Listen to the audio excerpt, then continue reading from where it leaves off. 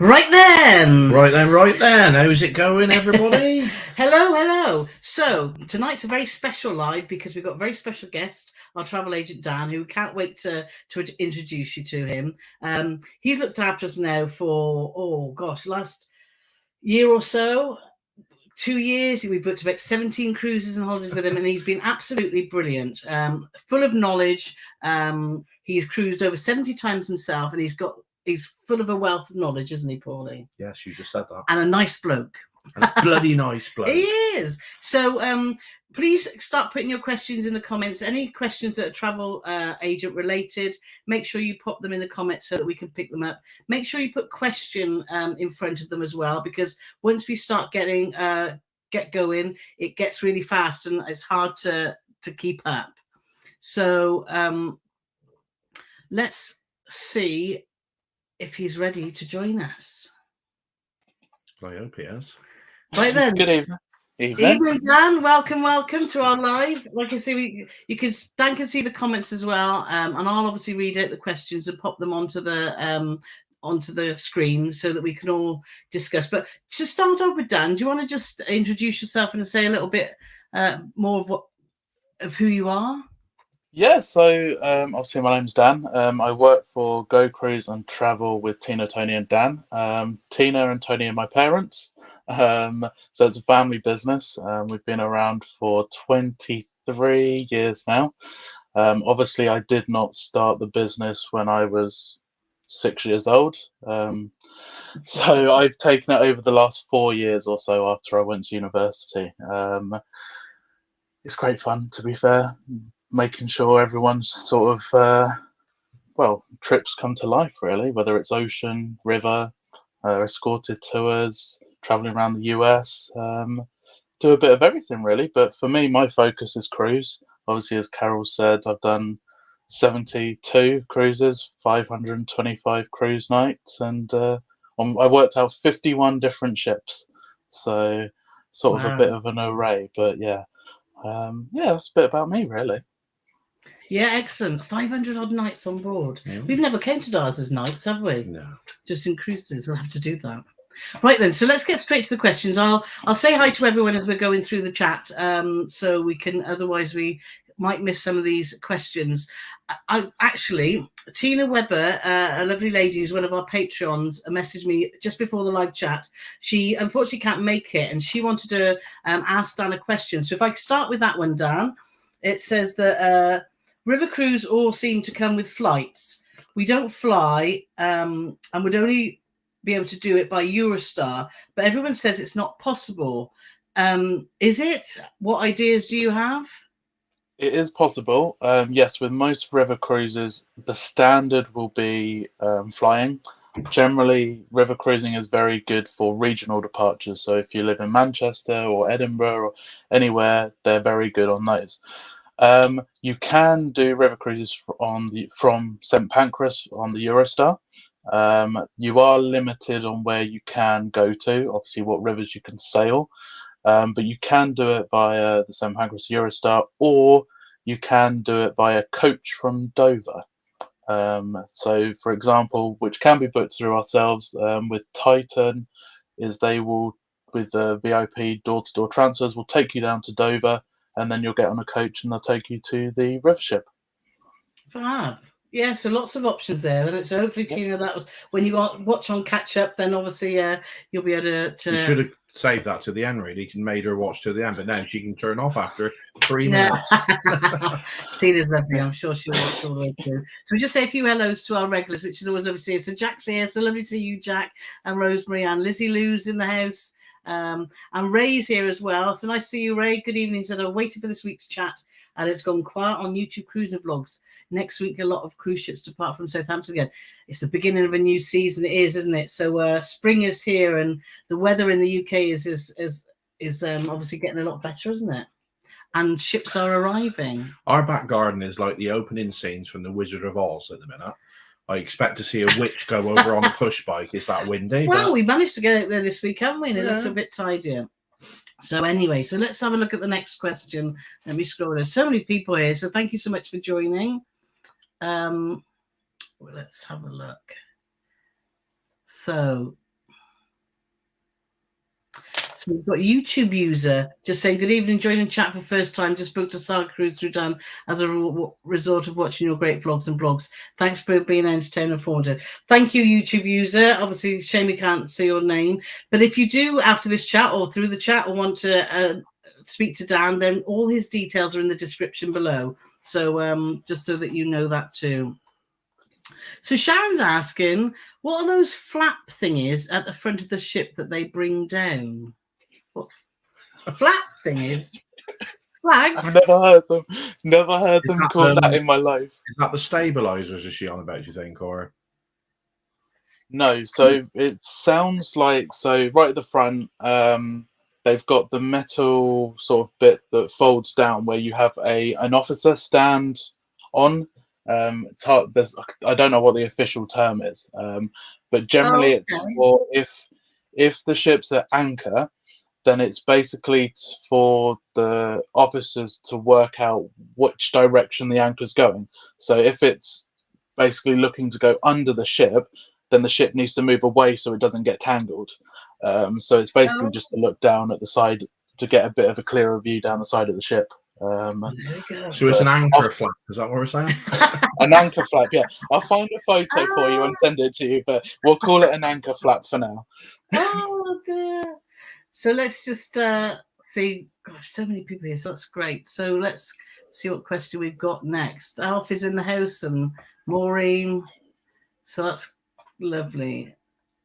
Oh, right. So Lisa's asking, hello, Paul and Carole and Dan. I'm traveling alone and would love to cruise on Cunard. What's the cheapest way to do that without paying basically for 2 people? Shall we hand that over to you, Dan? With Cunard, in complete honesty, there isn't an easy way. There's not a straightforward answer.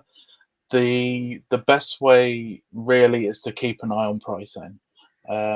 If you're thinking of going in the high season, so for example, if you look at the transatlantic in the high season around August, September, then the prices are going to be high.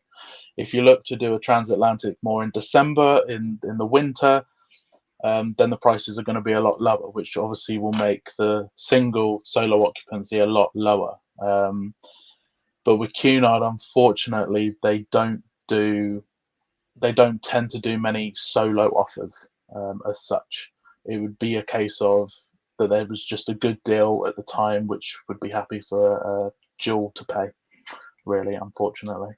No, it is tough, isn't it, for solo? Not big on the singles, then. No. Sharon saying, yes, an anchor flap. Thank you. Yeah, and that's the actual title. Yep. Claire saying, even lovely, great to see Carol's second husband here. No, you see Carole's second husband every week on a Thursday night. Dan's Carol's first husband because she speaks to him the most. So yes. So Susan's asking, is doing a British Isles cruise in July, are there any COVID test requirements still in effect? I can answer that, and none whatsoever. Is there, Dan? I don't think. No, none at the moment. No. Obviously, I always advise that it's possible they could change. But if we look at the restrictions pretty much worldwide at the moment, there's not a lot, and especially for UK, there's nothing. So Ashley's asking, what's your favourite ship? That's a toughie, isn't it? I would say for me, it's Oceania, Marina, or Riviera. Obviously, as you two will know, they're not my favourite cruise line right now for specific reasons, but the ships are fantastic. So Oceania, incredible cruise line. Their ships are just stunning. If you've ever watched the programme, I think it was on Channel 5 or Channel 4 about Regent Seven Seas voyages, they did a series on them at Christmas. They're very, very similar to what Regent ships look like, just slightly not as expensive, but they're beautiful ships. What about you two? What would you say yours are? Oh, we always have this dilemma, don't we? I always think the CMV Marco Polo first one that comes to mind. I love any of the Cunard ships. I love Marella Discovery. We had a great time on Celebrity Beyond. So it's really difficult to pinpoint that, just because they all offer just something very different, don't they? So, but let's have a look. So Ageless Curiosity is asking, even guys, we're considering Do you doing want to say that again? Ageless Curiosity. That's better. What did I say? It wasn't that, mate. So, evening, guys, we're considering doing some cruise in the Southern Hemisphere in the near future, but can't decide where to go first. Do any of you have recommendations? Well, we've just done Australia, which was absolutely amazing itinerary, wasn't it? It was with Azamara. And Azamara did so many things brilliantly. We had our issues with our cabin and guest relations, but if you take that out of the equation, our experience was excellent on all other levels. So it depends. I think as we were away there for quite a long time, we spread ourselves quite thin. So we had just tasters. I think you need to decide on the itinerary first and see where you want to start and finish, isn't it? And the best thing we did, I'm so glad we did, is when we got off, we spent 5 days in Melbourne and had an amazing time. I'm so glad we did that. Yeah. So I would definitely plan, if you're heading that way, plan something before and after. So, but we still want to get to New Zealand, because that's on our, as Dan well knows, he's got a long list of our of what we would like to do. So what about you, Dan? To be honest, I haven't done a lot of the Southern Hemisphere, to be honest. I've done a lot of Europe, a lot of the Caribbean, but I'd love, for me, I'd love to do South America. I'd love to do Brazil, Argentina, Chile, love to do around there, and also to South Africa. I'd love to do Africa, more of it. I've done Egypt, obviously, as some people know, my stepdad's Egyptian, so I do go out there occasionally. But yeah, there's so much out there in the Southern Hemisphere. It's just problem at times is getting there. The cost of flights at times can be the sort of the issue. But yeah, that is a problem. There was a question I just saw. I don't know where it is now, but asking about Africa. So hopefully we can find that in a minute. There it is, isn't it? Carole? Yeah. So right then, do you know where to book from South Africa? I don't know. Well, I know that Azamara sail from South Africa. So if you want to do a cruise out of South Africa, you can do Azamara. They definitely do it. I think there's possibly one or two others that do. So it is possible. So it's not a vast amount then? No, it's not a lot. However, they are trying to, let's be real, South Africa has had its issues for quite a while, just generally. And they are trying to attract more cruise lines. But it's taking time at the moment. Christy's asking, what's the best cruise line to first last minute deals from the UK? Probably at the moment P&O. P&O have got some really good, I think Iona in May you can get an inside guarantee from $399 for a week, which is crazy. MSC you can get some decent late deals. This was our intentions, Dan, when Carole retired, was late deals, and then she booked for about 3 years in advance, so you never know, it might happen one day. September, isn't it? We're looking for late deals. Yeah, it's a difficult one, because obviously with a lot of people want to do bucket list, or they want to do a bit more of an exploration of, let's say, of Australia, New Zealand, or around the states of the US, and those sort of things. Oh, hang on. Oh, sorry, you got me. Yeah, but if you just start that sentence again, Dan, because I think we both buffered for some reason. Yes, so yeah, some people want the sort of more bucket list, whether it's exploring New Zealand, Australia, or doing the states of the US, or anything like that. Those sort of holidays you need to plan more in advance. Yeah. If you just want a cruise or just a fly to Benidorm, as you guys did, or anything like that, then you can leave that a little bit later if you're willing to be less picky with where you're going. Yeah. If you don't mind where you're going, then you can get some cracking late deals. Yeah, and if you're not worried about what cabin you have, because we had a conversation earlier, didn't we, about where we loved our time on the Edge class, and we were looking to 2025, wasn't it, with Celebrity Edge, and there are no standard balconies. There's only the infinite balconies left. And as you know, if you've seen our video, we weren't a fan of it. So, you know, if there are specifics like that, then last minutes aren't available. But there are, as you say, from P&O and MSC. And that was well, it's not a tangent. We had one of the critical comments. We did our most popular video ever was about the infinite balcony cabin on the Celebrity Beyond, which, apart from that cabin, is probably, going back to favourite ships, is probably my favourite ship. We've got this travel agent called Dan, and he said to us, "You won't like that cabin." He did. But did we listen to him? No, we didn't. So he was right. We've since looked into it, and there's only something ridiculous like 36 standard balcony cabins on the Celebrity Beyond. And this guy said, "Oh, well, why don't you just pay more money and have an upgrade to a normal balcony cabin?" And the irony of that comment was, a normal balcony cabin is less money than an infinite balcony cabin, or it certainly was at the time. But there's only 36 on the ship. So what Carole was about to say, before I rudely interrupted her, is you have to go to sailings in 2025 to find availability with the standard balcony. We went to 2025 when they were all still gone. Can't find one. Yeah. So... So it is difficult. Ken's here. It's nice to see Ken. Hearing your answer on River Cruise, have you ever arranged land and or sea transport for ocean cruises in Europe? Yes. We can pretty much do anything, really, as long as it's humanly possible.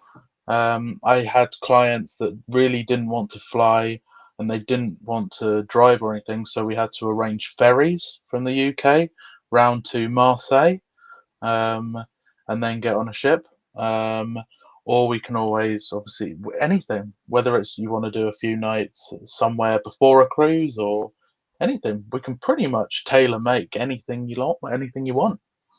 Yeah, and I found that, haven't I, with you, Dan? That's why I love working, with Dan, because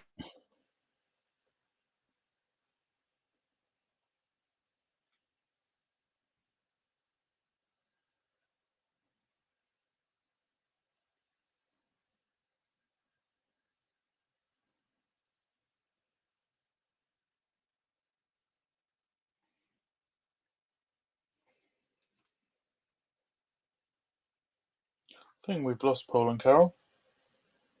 Where have they gone?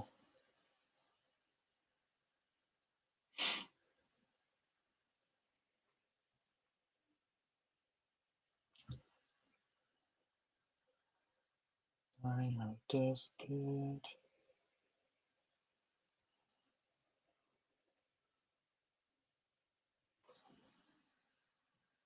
I'm sure they will come back.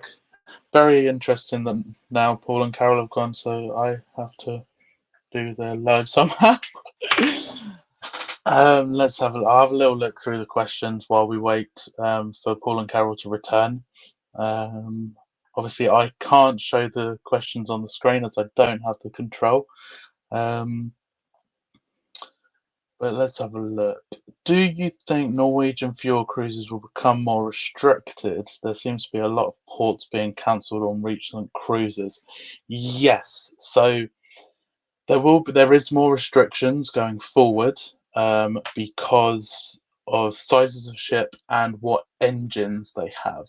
The Norwegian government and Ministry for Transport have basically, they're restricting what sizes of ship and what engines they have. So, for example, P&O's Iona has an LNG powered ship. She will be absolutely fine to continue sailing, whereas some of the older ships will find it sort of slightly difficult to sail up there. But hopefully it won't be too restrictive, but you never know. Let's have a little look. Chrissy McCulloch, hello. What Hi Dan, good to see you. With the number of cruises that you've done, do you have a memorable port and why? I've been very lucky to have done a lot when I was younger. I did. One of my favourite ports is Venice. So I'm very much a sea baby and a water baby. I love the whole fact that people that live in Venice have boats instead of cars. So for me, to be fair, if I could live anywhere else than here, then I would definitely live in Venice. Obviously, it's not so feasible for ships now because of the restrictions. However, it's possible that the Venice will be opening up to certain size ships, and they may be building another terminal that goes to the other side of the strait, really, to get bigger ships in. However, we don't know when that's going to happen, really. But Venice is beautiful. Love Venice. If you ever get the chance, definitely go. Whether it's not cruise worthy, just fly there, have a stay in a hotel. It's very much worth it. Let's have a little look.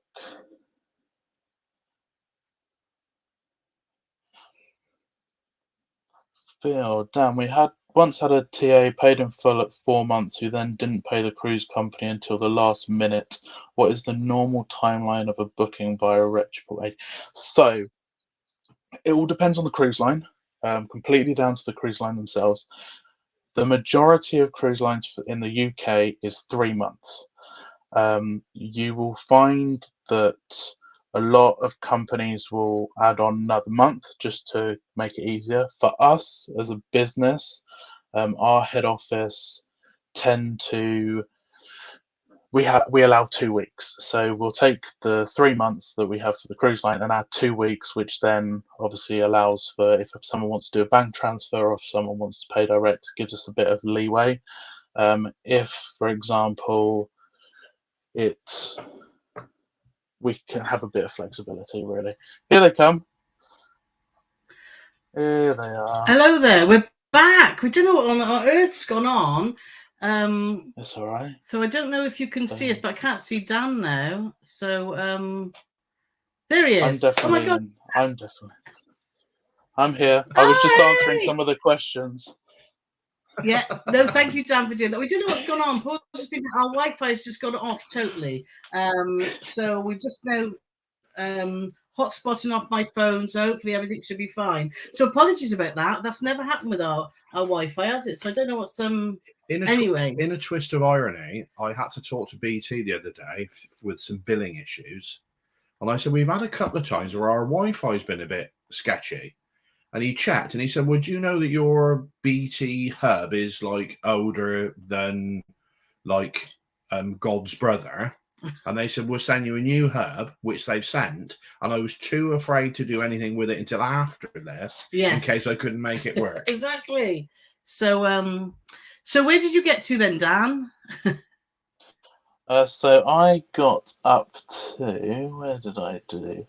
I was doing the payment dates. Phil Deeming was asking about when to pay full balance. 7:17 p.m. Okay. Brilliant. Right. So you've answered that one then. So we're back in the room. Yes. Ooh. Go for it. Oh my gosh. That was stressful. So let's go to Davcat Travels here. So look at some cruises this year. The price seemed almost double the last year's prices. Is this the new normal, or do you see prices dropping again? Easy answer is cruise lines are trying to recoup from COVID. It's the same with the airlines. If anyone's looked at flights recently, they have gone up. There is still fluctuation with flights, but with cruising, the prices have gone up overall. You do tend to see a rise in price year on year anyway, but it's been more drastic the last year because of COVID. And people are still paying it. Surprising, it does surprise me at times when the prices have soared so much, but people are still paying them. But yeah, that's the only reason I can do it, is because the cost is rising on fuel, the cost is rising on the food they're getting in, the cost is rising on port taxes. Everything is just rising at the moment, so they've got to cover their costs and try and make up ground on what they lost. Did you answer Chris's questions about the port? Dan, good yes, to see you. I said Venice. Oh yes, yeah. That is a fabulous port, isn't it? So that's great. So let's go back down here then. So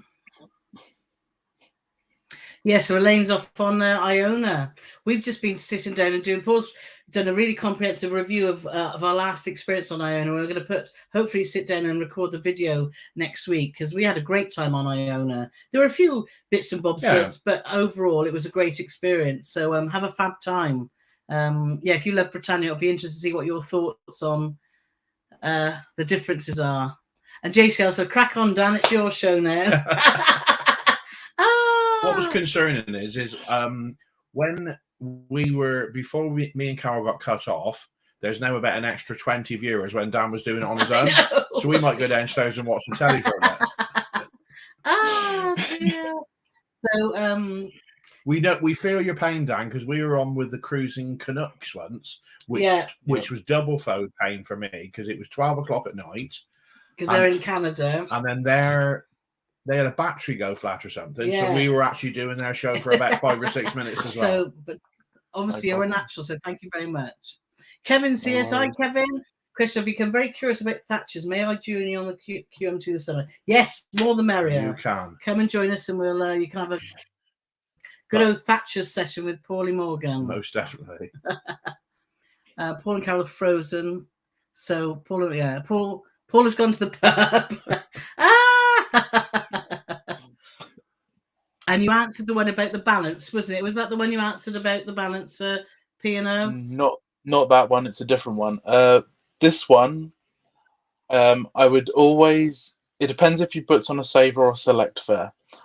Generally, I wouldn't pay before your balance is due, because anything could change.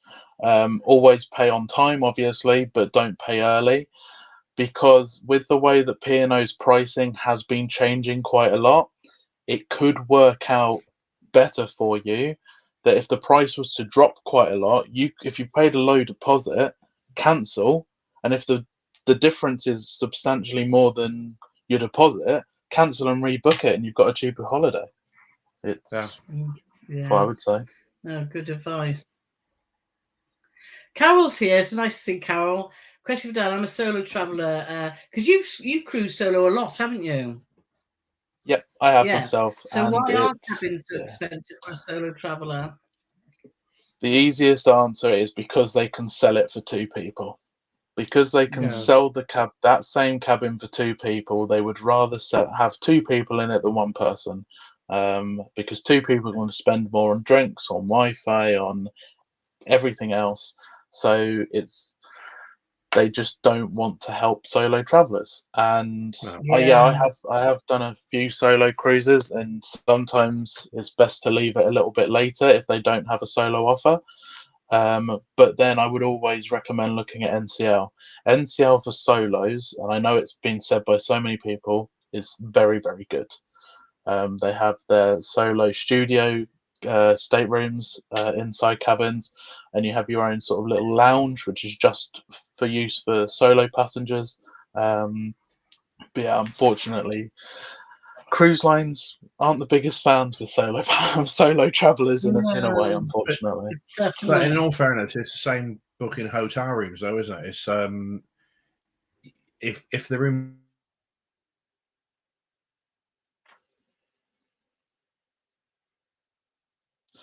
Looks like we've lost them again. So I'm sure they will come back again, but I will carry on with the questions that we've got on here. No, we're still there. Oh, you're still there. Here.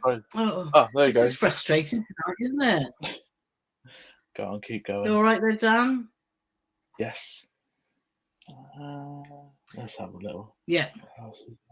Right, we're all both back in the room. This is just bizarre, isn't it? Anyway, let's get back to the questions. Carole said, we want to do a Caribbean cruise beginning of April. Which cruise line would you recommend for a 14 to 16 night holiday? Oh. I would probably. So while Dan's having a think there, you've frozen again, Dan, by the looks. We've just done a Caribbean cruise, which lasted 14 nights, didn't it?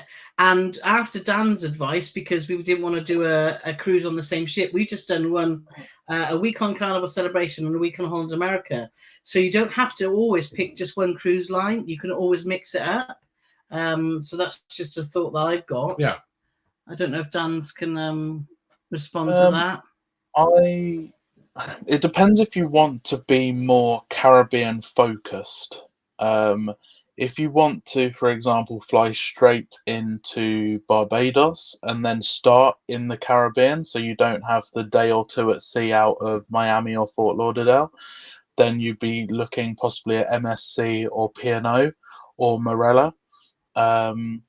If you don't mind flying into the US and having the sort of couple of days at sea at the start, then the world is your oyster. There's tons of cruise lines out of Fort Lauderdale, Miami, Tampa that you could do. But if you don't want to spend 2 weeks on the same like Paul and Carole, then split it. There's so many options. You have 6, maybe 7 ships going out of these ports a day. There's so many options that we can piece together.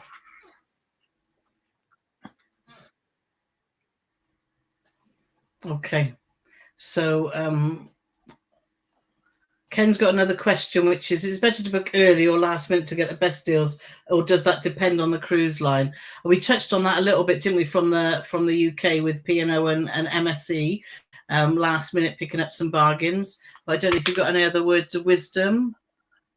It does depend on the cruise line, to be honest. Celebrity do some good fares, and they've done some really good fares with some cheap flights recently.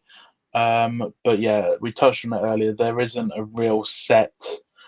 For example, P&O, they do some really good offers for loyalty customers when they first launch cruises. So I tend to say if you want a specific cruise, then book it as soon as they come out.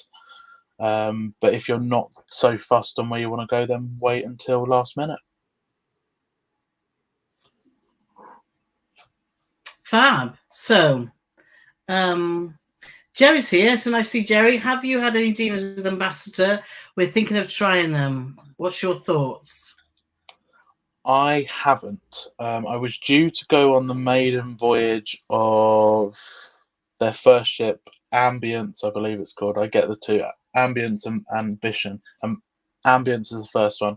We were due to go on the maiden, but they changed the date, which we then couldn't do. So I personally haven't been on it, but many people have, and they thoroughly enjoyed it.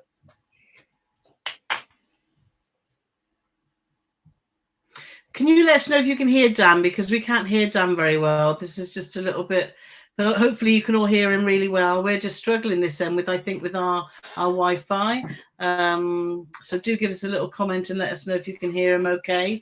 If we'll go back to the comments there, let's just find Paul's asking Azamara or Oceania. What's your thoughts? I've just seen that everyone can hear me, so at least they can hear me, which is the main thing. So I have only properly sailed on Oceania. I've done 5 voyages with them now and love them. Azamara, I have only ever worked with, so I was a port agent and worked with them in Southampton. The ships are beautiful. I am trying to get onto a cruise myself. It's just finding the right time to get on them. But they are slightly different. One's a lot more included than the other. But they are both very good on the food, very good on the accommodation. So I would recommend either, to be completely honest. Yeah, with the food we had on Azamara was amazing, wasn't it, Paulie? Oh, definitely, yeah.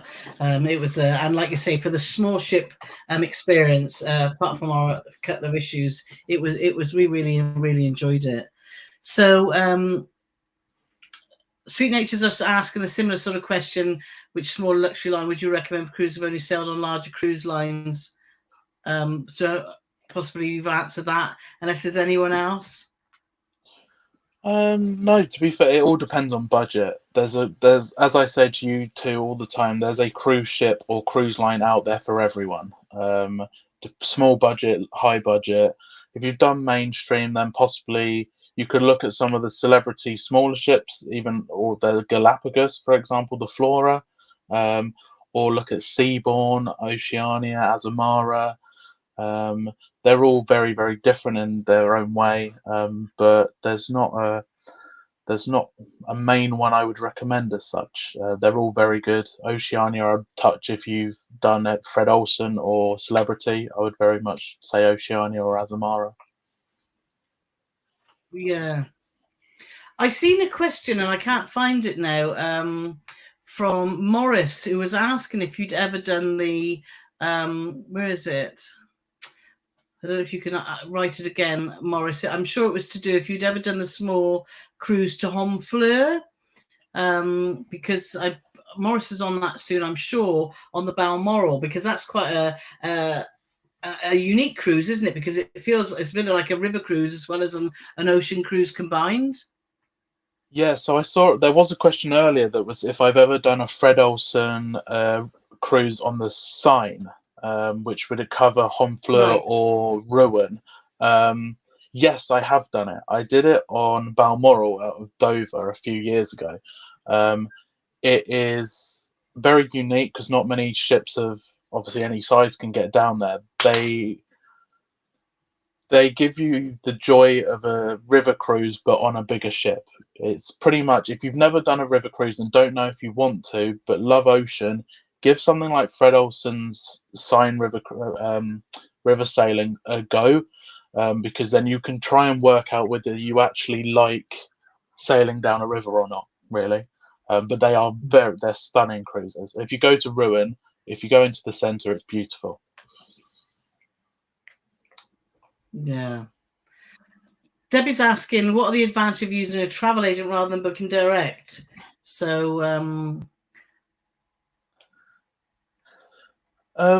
we can answer that, but I'll let you answer that one first. So for me, the thing I always say, and I say it to anyone, is booking with an independent travel agent, you get so much more knowledge, more hands-on. You can talk to us, you get to know us, we get to know you, we can work out what you like, what you may not like. The thing I like to say is you'll never pay more than booking direct. We'll sometimes get it cheaper if we can, but you'll never pay more. And sometimes supporting a small business, or if they're local to you, or us supporting a family business, it's nicer to put your money into a smaller business than it is giving a multi-million-pound business all of your money. Why not support a travel agent who's going to do more than the direct company are, and support them a bit more? That's for me what I think. But you two would answer it better than me because you're clients, so you know it a bit better. No, well, I totally agree. I mean, we've booked cruises in all sorts of ways, haven't we? Yeah, direct, yeah. So, but we've now only go through a travel agent only because it's really reassuring that someone's got your back, and that was and thankfully we haven't had to prove that for loads and loads of cruises because everything's gone perfectly swimmingly. But when our issues happened with Azamara, Dan was straight on it straight away, and having that person, that named person that you formed a relationship with, makes all the difference. And I would never know not using a travel agent. Oh, totally. I mean, we didn't even know how to get in touch with Azamara, let alone get any bloody recompense off her. Yeah. So, like you said, if you've got somebody fighting in your corner, it just takes the load off. It does, yeah. So, so that's why we've obviously got Dan here, and that's why we've been using him now for quite a long time. I'm just reading all the comments here saying Dan held the fort, and so thank you so much, Dan. We'll definitely be sorting our box out when we've finished here. Jane saying, well done, Dan, for taking over so well. Whilst we miss Paul and Carole, we're enjoying your informative chats. I think you're enjoying Dan a little too much. So thank you, Dan, for just going with that. So, and apologies to everyone out there because that's never happened. We've been doing live streams now for quite a long time, and that's but it's tech, isn't it? My biggest fear when we started live streaming, Yeah. when Carole said to me, whenever long ago it was, Yeah. I said, the thing is, mate, if what scares me is the tech. If something goes wrong, and I gotta be honest, Carole didn't panic nowhere near as much as I thought she was going to. And No. it was only because I said we're now hotspotting off Carole's phone on G rather than through our Wi-Fi. But I don't know what's going on with it. Yeah. So let's have a look at some more questions. So Nick's asking, which would you choose for an In Search of the Northern Lights in March of 24, P&O Aurora or Fred Olsen from Sunny Pershaw?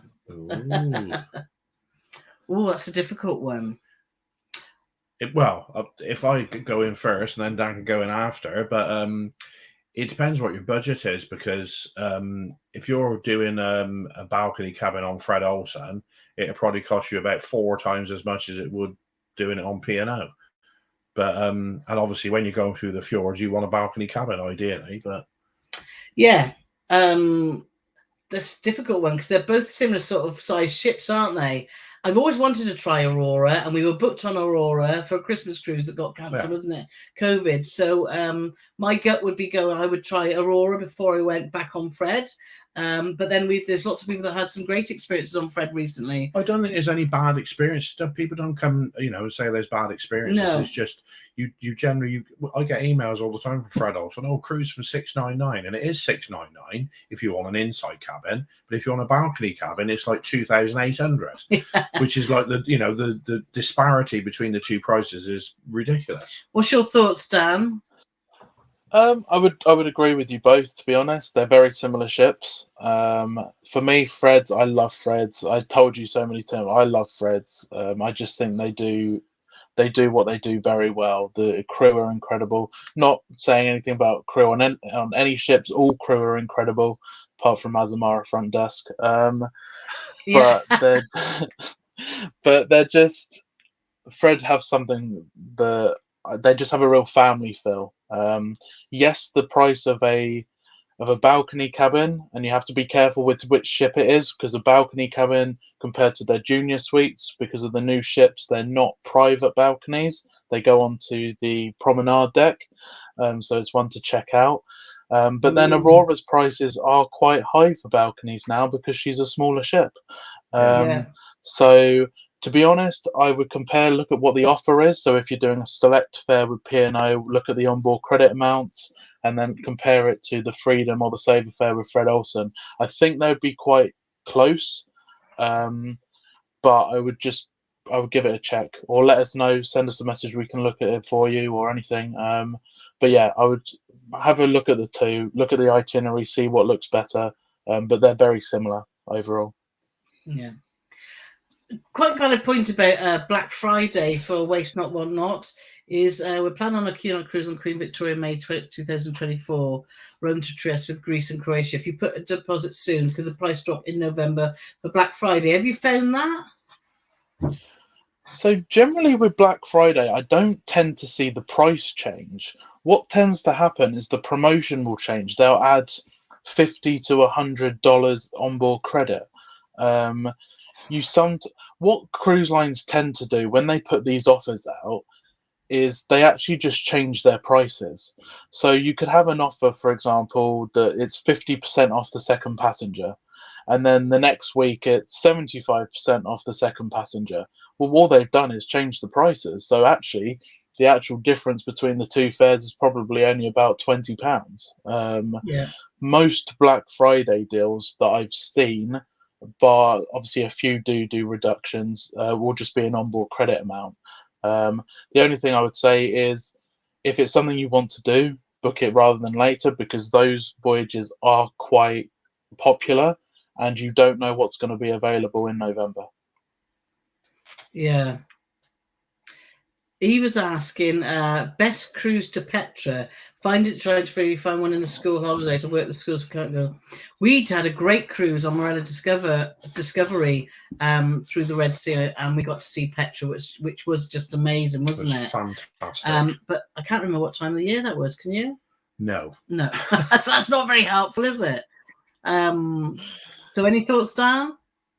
It's difficult. There are some good cruise lines that do it. Celebrity do it quite a lot, quite often, and MSC do it as well as Marella.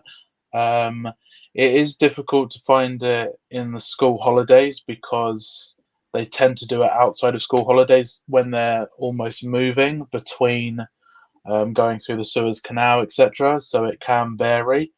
Um, but yeah, there are tons of them. Celebrity do quite a lot of them, so it's worth looking at Celebrity. But yeah, in school holidays time, there's not as many. Yeah. Andrew's asking about sweets. I think this got lost in the outage. What's the best strategy to get the best price for sweets? Last minute or book early doors? Sweets, because of depending on the cruise line, depending on the size of the ship, they are the first cabins to go. Generally, you would think insides would be one of the first because they're the cheapest, but because there aren't as many suites, they will be the first to sell out on majority of ships. Whereas, let's say on one category, you might have 4 cabins that are a suite, whereas an inside cabin, you've got 60 cabins under that one grade. So if you want a suite, then book it as soon as you decide that you want to do that cruise and you're happy with the price, book it straight away. Jerry's asking this one, Dan, do you think Paul and Carole will do a group cruise and will you arrange it? Well, we've been talking about it, haven't we? A little bit. Yes. It's difficult with group cruises just because you need to get the right time of year, the right location, the right length. And yes, if it is something that we can arrange together, then yes, I will help sort it and I will be there. But yes, I think we need to sort of have a chat and work on it and see what works for you guys, I think. Yeah, I think we definitely would love to do one at some point. At the moment, we're obviously the Cruise Monkey's got a group cruise, and the Cruise and Canucks have got a group cruise, and Gary's doing a group cruise, which we've actually booked on Gary's group cruise. And I'm just we're just sitting back and just seeing how these things work, how the misery unfolds. No, no. Because it would be a great thing to do, but I think we could just say, just learn from others' experiences. And on going on one, I thought it'd be really good to actually go on one just to see the logistics and how things do work. But having we would definitely do it through Dan, and we would definitely do it obviously if Dan was on board, then that would be great because then we'd have all bases covered should there be any issues. And then you can moan at Dan if anything goes wrong. Yeah. I'm thinking 2025. I reckon, yes. I think that is a high possibility, which is a little way away, isn't it? But it'll just be once we've. But we need to start. We do need to start thinking about these things because obviously you need to plan them, don't you? So Debbie's just saying that thanks for answering my question. We'll definitely be using Dan on the booking direct. So that's brilliant. And like I say, if you want Dan's details, they're in the description below, or just message us. Well, they were in the description below, but they could be anywhere now with all the bloody technical problems. Well, I know. But anyway, let's. Kevin B is asking question to Dan. Do you have a colleague here in the States you could recommend as a TA? I don't personally. I've met a few agents that I get on really well, and I will have a chat with them. I can always pass on details. So I do know a couple of people that I've met when I've travelled myself, but I don't have a standout one that I know that I would throw out there off the top of my head. But it's, yeah. Yeah. This question, I don't know if you answered it while our Wi-Fi went down, but did you get some questions? We've got a lot of American people that we've got to know now and Canadians that are keen on doing Marella and Piano and that. Did you get to answer that? No, I didn't get to answer that. But it's very difficult with that for us. And I've explained it obviously to you guys before. With the US market, they're very different price strategies and everything. So sometimes some of the prices you get in the US will be different to what we get in the UK. Our protection in the UK is via ABTA and ATOL, and it only covers for British citizens or people that are residents of the UK. If you were traveling with friends or family that live in the UK, then we could look at doing something or working out a way to doing it. If you're just in the US, unfortunately, we can't, because you wouldn't have the protection that we want you to have, unfortunately. Yeah, I never really thought about it like that, actually, but obviously, yeah, it makes sense. That's why you're here, Dan. Yes, exactly. Talking sense. I'm here with the eye candy and just talking rubbish. Yeah, someone's got to have some eye candy in here, so it can be. It looks like the moderators have been busy as well in our absence, so thank you guys to everyone that's moderating. So we're looking, just see that one there, do you see? Well done to the mods for blocking. So Alfie Garnett is just back from Balmoral to Ruin and had a great time, so excellent. So Paul is asking about accessible cabins, which is always a good one, because you'd love to be able to pick up a last minute bargain, but I need an accessible cabin, and it's really, really difficult, isn't it? It is, yeah. We found it obviously when you travel with your family in the past. It's last minute accessible cabins are incredibly rare. Unfortunately, it's because their cruise ships have a certain number of accessible cabins they have to have legally, and they generally, on the launch of a cruise, they will be snapped up within the first couple of weeks. So it is possible, because nothing's ever impossible, but it's very unlikely that you'll get a last minute bargain and get an accessible cabin. Yeah. Just when you're wrong about who's a loony, is it? I'm assuming. Yeah. You're saying the same thing over and over. Yeah. So Dave says, "Hi, Dave. So can you tell me if you think the Sky Princess is crowded? It's the one thing I'm concerned about going to the Med in September." Now, from our experience on Sky, there are parts of the ship that do get very crowded, like the Piazza and the bars around there. Piazza and Princess Live is it does get busy. It is like a bum fight. I mean, on Princess Live, when we were on last time, there was people actually sat in the walkway that goes past to go to the what's the to the Vista Lounge. To the Vista Lounge. But there are other areas that you can find, like the Vista Lounge and the other bars, where you can find some quiet and sit. So it does get, just the layout of the those class of ships just gets everyone to congregate in the same place. Would you say, Dan? I would completely agree. If you take how we did that Sky Princess 6 night that I did with you guys, when they was capped at 2,000 passengers, it was absolute bliss. To compare it to the 4 night that we did later on in the year, that was an absolute mess. However, it does say doing the Med in September, so if you're doing it on Sky, it will be sort of a 14-night cruise, and it's outside of the school holidays. So it's possible that actually it may not feel too crowded, because the ship might not be full, which is very possible. So it may not be too bad. But yeah, there will be areas like Princess Live, especially when they have their events on, that it will be rammed. Yeah. So Asia's Curiosity is asking, would you be able to retain your blue light discount, other discounts going through a travel agent? The easy answer is 90% of cruise lines, no. What we tend to do is we will try and offer something if we can. So, for example, P&O at the moment are offering a certain amount of extra onboard credit if you book a select fare. What we'll do is we will either try and match it or do something as a thank you for obviously working in the emergency services, but we won't be able to match like for like what they offer direct, because it has to be booked under a different APTA number. Don't know why. It's the way it's worked. Some cruise lines we can. Fred Olsen we can, but most others, Royal Caribbean, Celebrity, P&O, we can't. So we try, if we can, to offer something, then we will. If we can't, then most agents will be very upfront with it. Yeah. Davcat Travis saying about Sky, get to Princess Live early if you want a seat, which is right. So you just have to plan, which isn't the end of the world, but just make sure that you just get there early.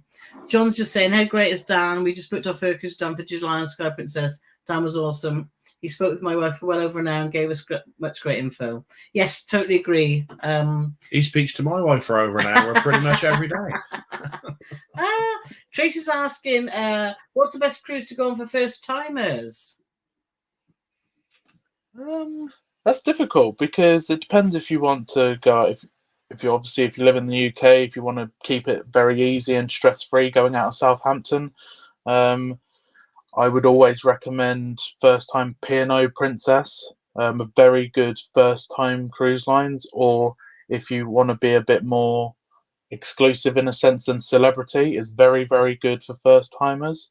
But then if you want to be a bit more adventurous for your first time fly to Barcelona, then to be fair, it's the same. Princess, Celebrity are very good. What I would recommend as good starting points. I don't know what you guys would recommend. No, I totally. I think obviously, yes, Southampton's great to go out of. Definitely agree with Princess P&O out of the UK. Yeah. But if you're a first-time cruiser, definitely fly into, like I said, Barcelona, Naples, somewhere like that, and then you haven't got to endure the Bay of Biscuits, as I call it.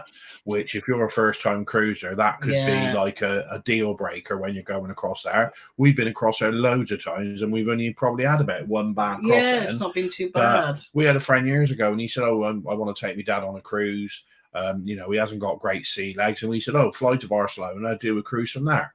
And then next time we spoke to him, that cruise was awful. Where did you go from? Southampton. Through the Bay of Biscay. It was like, they thought the ship was going to sink. Yeah. So, like you said, it depends where you're going. If you're in the UK, and then again, where are you in the UK? Because I know Emma's just done a cruise where she had to drive to Newcastle, which took her about the same length of time as it does to fly to the Caribbean. Yeah.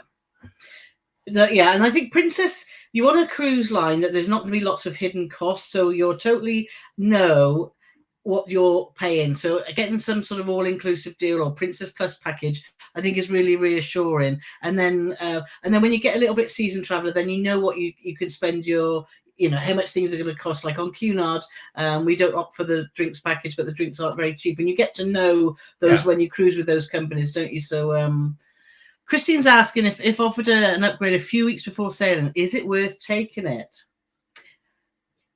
It all depends on what they're offering you.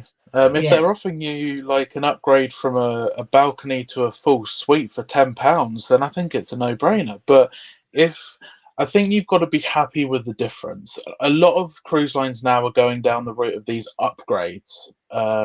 So you bid for a certain category that you're happy with. But if I've done it before, I had a mini suite booked on Princess with my dad, and we got an offer to go to a full suite for, I think it was £200 per person it was a 2-week cruise. And for us, an extra £400 was actually quite reasonable. So we did it. Yeah. But it all depends on what you've got booked. If you're happy with the position of the cabin you've got, because if you accept the upgrade, you may not get to choose where your cabin is. And you may not be happy with the new position, and sometimes they won't let you move back.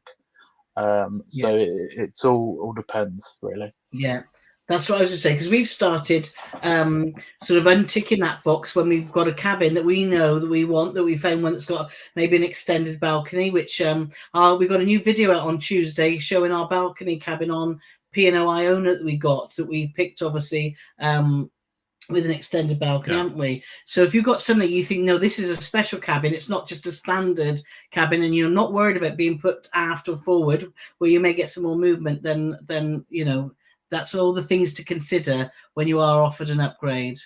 Kazi UK just said, don't say what a splendid travel agent Dan is. I've used his company for nearly 15 years. Always happy to go that extra mile, very professional. Yeah, exactly that. We've just had a superb service, haven't we? So let's have a look. Karen is. I'll just say Karen she started booking with my mum before I started, and we met Karen for the first time on Queen Elizabeth just after COVID had restarted. It's the first time we'd met her she'd been booking with us for 12 plus years since then. And lovely lady, just had to say that. She's amazing. So it's lovely to meet clients as well. I I'm going on Sky Princess in June, and we've got, I think, 4 or 5 clients on board. So it's going to be amazing to meet all of them. I love meeting everyone that we book because everyone has a different story and people are so interesting. Yeah, totally agree. Eva's saying she'd go on our group cruise. And Philippa's saying I go on a group cruise out of Southampton. So I'd love a round trip from the UK group cruise. So all things to consider, isn't it? And Claire's saying, greetings on the sunny west coast of Canada. Yes, we've seen it. We had a message on the cruise in Canucks earlier. They've had like feet and feet of snow, and they're out having a barbecue day because it's the sun's shining. So yeah, 262 viewers, which is brilliant. Don't forget to give us a thumbs up. So we really, really appreciate it, and that helps our channel grow if you can do that. So thank you. And Life in the Parts in a group cruise would be amazing. So definitely, is it possible to? This is a good question too, which we get asked quite a lot. Is it possible to do a river cruise if you reduce mobility and use a mobility scooter? And we found on the 2 that we've been on that it's not easy.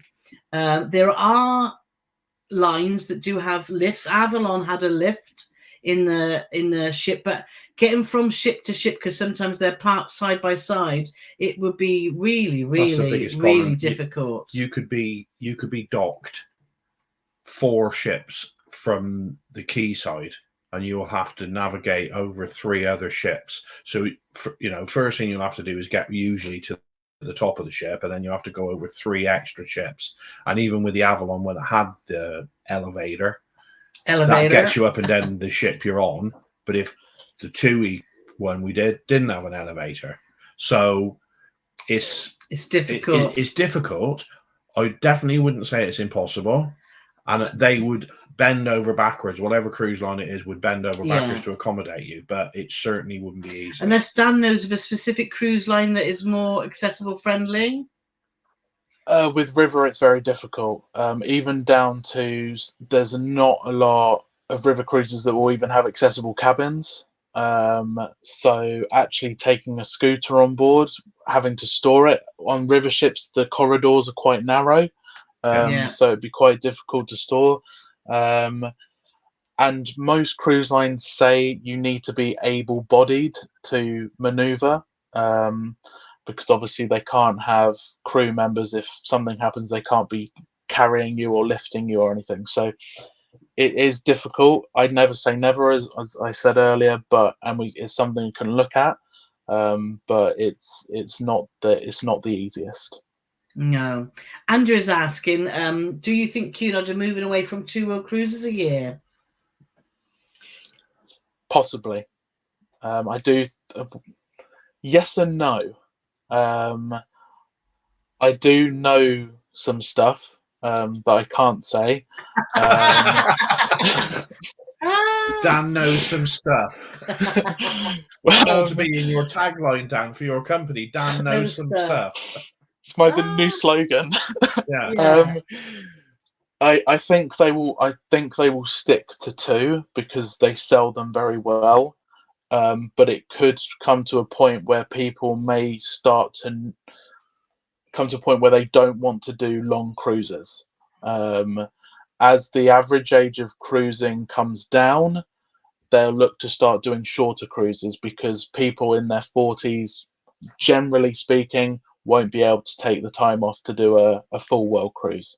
So I think it will start to drop a little bit. Yeah.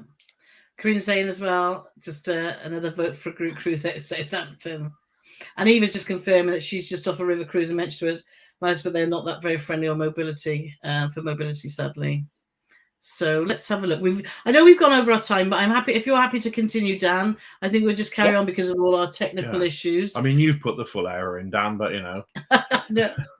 I'll carry on. By me. Yeah. So Jerry's asking, will many cruise lines revert to the old muster system, or will it stay as the post-COVID system?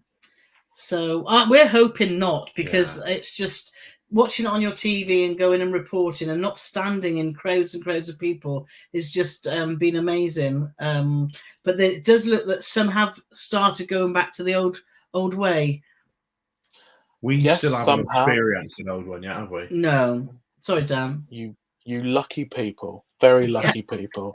You haven't had the thrill of standing in a random lounge and putting your life jacket on, watching the struggle from people. Not since It's COVID. no, it's. I don't think it's going to totally happen. Some cruise lines, yes, it will.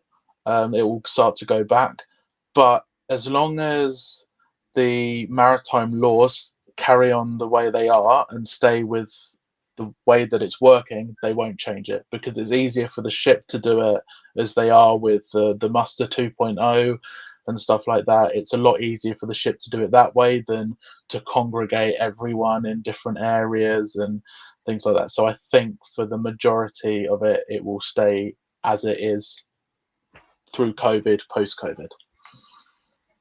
Yeah. Lots of discussion in the comments as well about accessibility, which is, with exactly as we discussed, isn't it? So, and lots of people are talking about the group cruise. Well, the group cruise, there's not one, so don't think there is one yet. But obviously, we are having big discussion on the mystery cruise. Yeah, and discussions about upgrades, etc. And it's a very valid point, is that if you put the cabin you want, then it's probably not worth risking getting one that you don't like. So, but I think the king of the cruise bloggers, Mr. Gary Bembridge, never accepts an upgrade. But then he does usually book better cabins. He's got a bit of a different budget than we've got. So Paul's asking, Paul and Carole and Dan, P&O appear competitive price-wise at the moment, but looks like a lot of nickel and diamond once on board. Do you agree? I've just done some P&O stuff, as in drinks prices, spa prices, room service, all that sort of stuff, and there's definitely all the cost of all those items have all gone up, and you now can't get anything free on room service, which P&O must be one of the first cruise lines to do that, because I'm not aware of any. There is obviously cruise line charge for certain items, but they charge for everything. So we didn't experience them trying to upsell you on stuff once you were on there, but apart from the specialty restaurants, but that's, I mean, I don't know a spa out there where when you go in there, you could go in there just to scratch your head and they'll try and sell you a full body massage. So that's just the nature of the beast. But hidden costs have definitely are not so hidden now, and they're going up. Yeah. But I don't think I didn't feel there was a hard sell. No. When we were around the ship. And I quite like the way that what P&O do with their specialty restaurants. If you don't always pay a cover charge, you can pay by dish, and I really like that approach. So Chris is saying to go on a group cruise and cruising case. And Canis Olden's go on. Alfie, you see, you insulted him the other week and he hasn't forgotten it. Canis Olden's going on. Of course you can, Alfie. It'd be awesome to have you along. Oh dear. So let's see. But I haven't even got anything funny to say to that, Alfie. You're punishing me every week, and I probably thoroughly deserve it. So, not all who wander lost are saying a question about Azamara. When I look, most of their price for solos were more than double. Any explanation, comment, or solution? I haven't seen it personally. I have had it on another cruise line where it's been like that, and sometimes you can book it as a double, and if it's cheaper to book as a double and then have a no-show, sometimes that can work. But there wouldn't be any explanation to it as such. Azamara have got they do some very good late deals. If you obviously look at Emma last year, there was some very good deals in August, September of last year. And they do some very good solo rates, which I think the lowest I've seen is 110%, which is very good for a solo fare. So it's worth looking out for them. They tend to have them mainly in Europe, and it was normally at the start of the season and then right at the end of the season.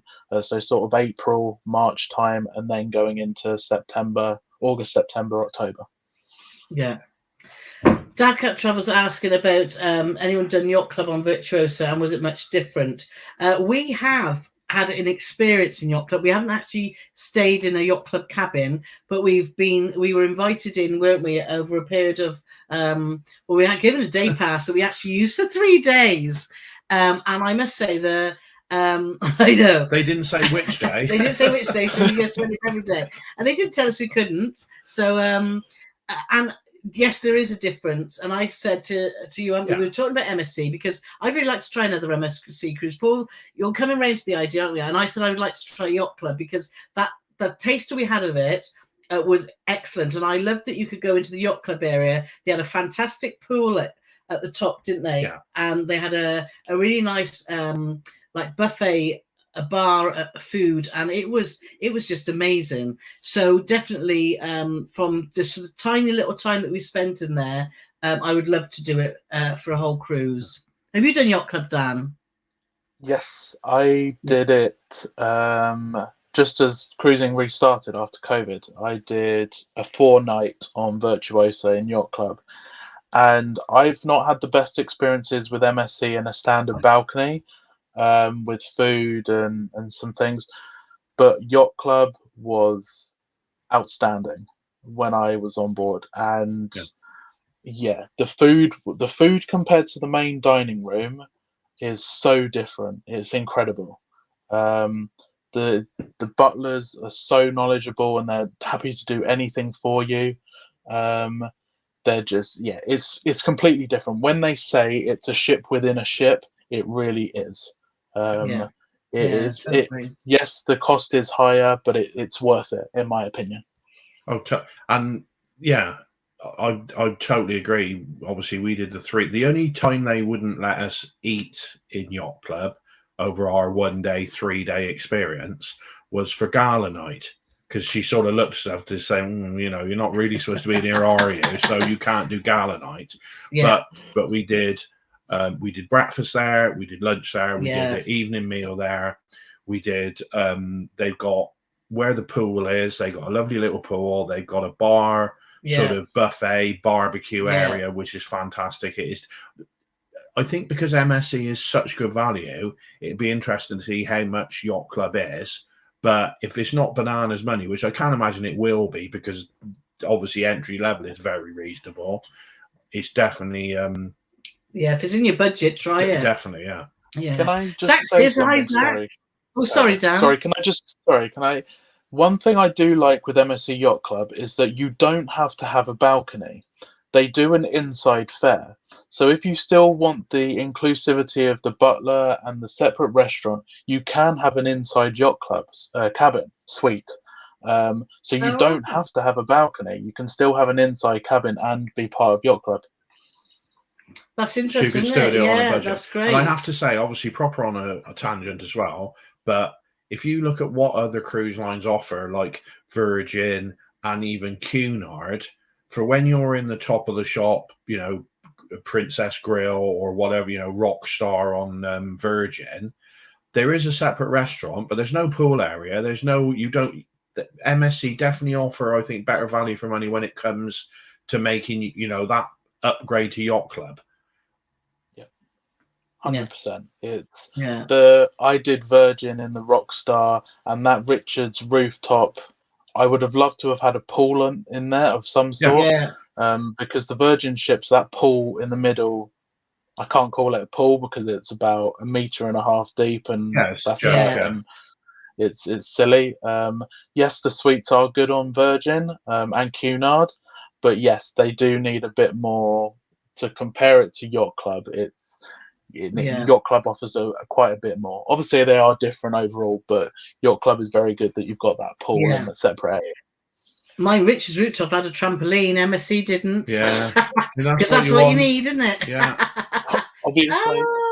So going back to Zach, nice to see you, Zach. I'm just back from a holiday in Palma, so I haven't been checking the socials much. I saw your Instagram bio that you're going to Las Vegas next. We're off for a couple of weeks to doing a land-based holiday, obviously in Las Vegas. I think it's for my sister's birthday. I think we fly out 2 weeks today, if I'm not wrong. Dan, hello. Yeah, Dan. The day of the baggage handlers are supposed to be going on strike. And I'm pleased to say that 2 weeks yesterday, I should be meeting up with this fine young man and having a few beers. Yes, yes. We're off to visit my aunt and uncle before we go to Las Vegas that live in the same part of the UK as Dan. So we're catching up in person, which will be lovely. So Jim's asking, Dan, does an agent have access to cabins that do not appear on the company's own website? As a rule of thumb, no. Sometimes we will see the cabins easier than you will. For example, if you go on the P&O website, you have the option of the deck plan and you can see the cabins. For us, we get a list of 60 cabins. We don't know where they are. We just get A620, A621, A622. But we can see all that's available where you kind of have to select the locations. Sometimes I have found with NCL that we can actually sometimes see more cabins than you can on the website, but they're not hidden as such. If you were to obviously contact NCL, they would find it, but there's none that are really hidden that are just for agents. Yeah. So So Tina Webber's made yeah, it. Tina's made it. We mentioned at the start, Tina, if you watch the catch up. We asked your question, wasn't it, about the river cruise? So Dan's got all the answers for you. So just contact Dan and he'll be able to sort you out, because yes, it is possible, and hopefully he can sort you out. All about that question. So if you book double and then have one no-show, can the cruise line refuse the other party boarding? No. It's more common than you think, because, for example, a client of ours called me today. They've just split up with their partner and they don't want to travel with them. However, the cruise line, the price wouldn't change. The other passenger would lose their deposit and it would actually cost the other person more because they would have to cover the deposit. So I just said, leave it as it is. You have to think that some people may not turn up because they're ill or something's happened and they can't travel, so they won't refuse you boarding. The other passenger will go down as what we call a no-show. That's all that will happen. Scarlett says that she's been on I'd recommend MSC Yacht Club. We had 5 balcony cabins next to each other. The service was fab. So let's just see what other questions you've got. Yeah, that's a good point as well about MSC Match. We've got a blog post on our website about that. The MSC will match your loyalty programs, and that's really good. But you have to use it regularly every year, otherwise you lose it again. Yeah. Don't you? So, but yeah, so that's good to know. And Lizzie Lou's here. Nice to see you, Lizzie Lou. Would you choose yacht club inside or balcony? Would depend on your budget, doesn't it? Really. Yeah. I would definitely go for balcony every time if I could afford it, but then that's me. But I would actually consider doing yacht club in an inside. That's what I mean. That's the thing. Would you rather balcony in cattle class, as we like to call it, no, or inside on yacht club if it was similar sort of money? I don't know. No, because they've got that lovely pool area. You've got access to forward-facing views. Yeah. So you've got your own private area there, haven't you? So actually, an inside would be a good option if your budget was a little tighter. And you might even see a superstar celebrity like we did when we saw Kirk at a Coronation Street. Yeah, we did.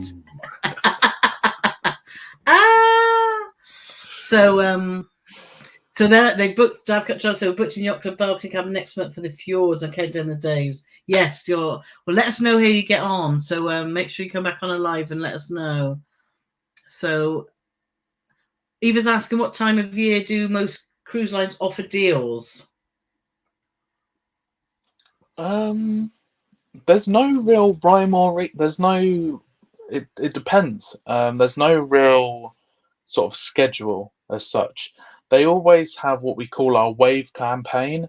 So the wave campaign is always from the end of December into January. That's when the cruise lines will say these are going to be our best offers for the year. Obviously, half of them, some of them will go back on that within the first few months when they're not selling their cruises, and then they have to reduce the prices.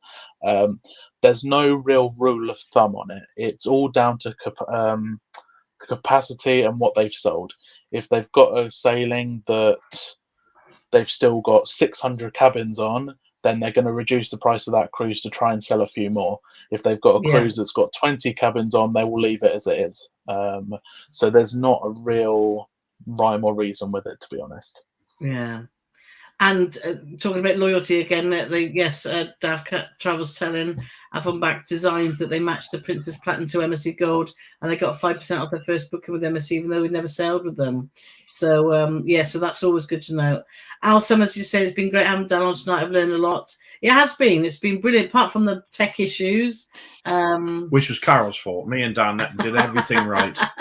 So let's just see if there's any more questions. We've got a question about hotel recommendations for pre-cruise stay in Southampton. Go to our website, John, and just put in Southampton hotels, and it'll go straight to a post that's got all our hotels in there that we've stayed with videos attached, so that you'll be able to make an informed decision.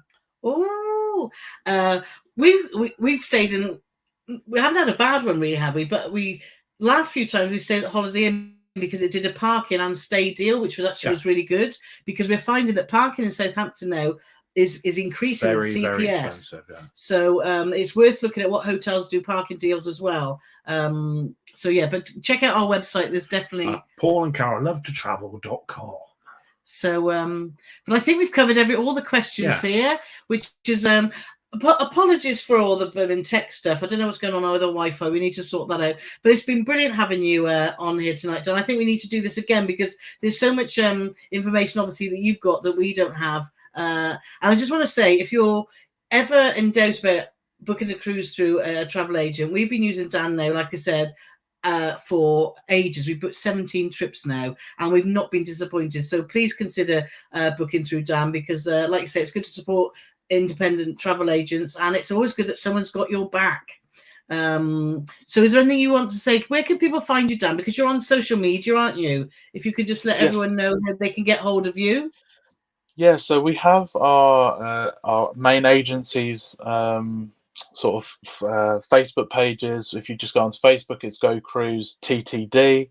On Instagram, it's Go Cruise. Twitter, Go_Cruise. I also have my own, which I started more recently, which is Dan the Cruiser, which is where I just put all of my stuff, my videos of cabins or anything that I do for my own personal trips. Or obviously, if you want to get in touch with us, you can email me at dan@gocruise.uk.com. Or of course, you can fill out the form on Paul and Carole's website, which will go directly to me, and I'll get onto it as soon as I can. Yeah, brilliant. And Ken's saying, if you've enjoyed tonight, don't forget to hit that like button. So thanks ever so much for joining us. We'll definitely be getting Dan back on if he's happy to do it again, and hopefully when we got a new Wi-Fi box. Hopefully. Job for the morning by the sounds of it. Yes. So thanks everyone. We'll be saying bye for now, and we'll see you.